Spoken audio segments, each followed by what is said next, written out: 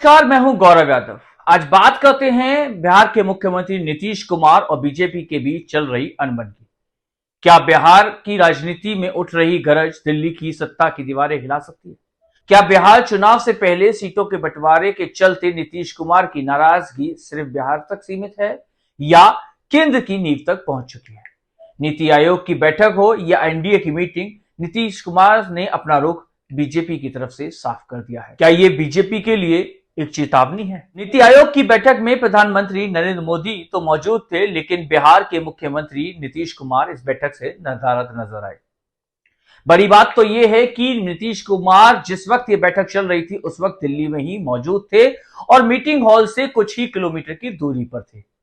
तो फिर सवाल उठता है कि क्या नीतीश कुमार इस बैठक का बायकॉट कर रहे थे? नीतीश कुमार एनडीए की बैठक में तो पहुंचे, लेकिन वहां जो हुआ उसने अटकलों को हवा दे दी।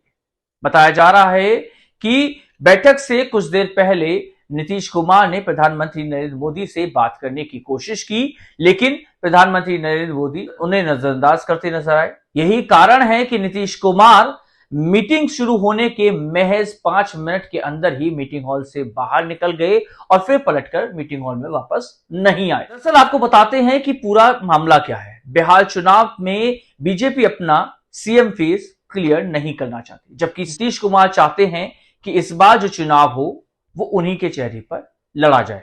वहीं सीटों के बंटवारे को लेकर भी जेडीयू और बीजेपी के बीच में सीधा टकराव देखने को मिल रहा है। नीतीश कुमार का साफ कहना है कि 120 सीटों से एक सीट कम पर भी वो चुनाव नहीं लड़ेंगे, वो एनडीए के साथ चुनाव नहीं लड़ेंगे।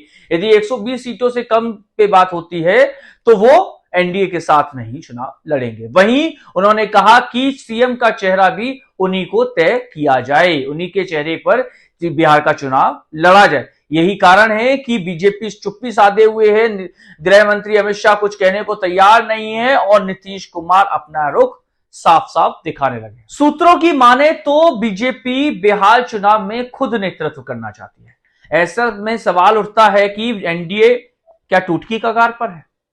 क्योंकि जब बीजेपी खुद नेतृत्व करेगी तो नीतीश कुमार एनडीए का साथ शायद ना दें, क्योंकि वो चाहते हैं कि उनकी पार्टी को 120 सीटें मिले और उससे एक कम भी बर्दाश्त नहीं होगी, और साथ ही साथ बीजेपी उन्हें मुख्यमंत्री का चेहरा प्रस्तुत करे। लेकिन यदि ऐसा नहीं होता तो क्या होगा?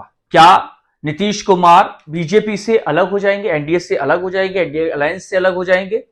और यदि नीतीश कुमार एनडीए अलायंस से अलग हो जाते हैं तो केंद्र पर इसका क्या असर पड़ेगा? फिलहाल जो केंद्र की जो सरकार है वो नीतीश कुमार की पार्टी जेडीयू और चंद्रबाबू नायडू की पार्टी टीडीपी की बैसाखी के सहारे चल रही है।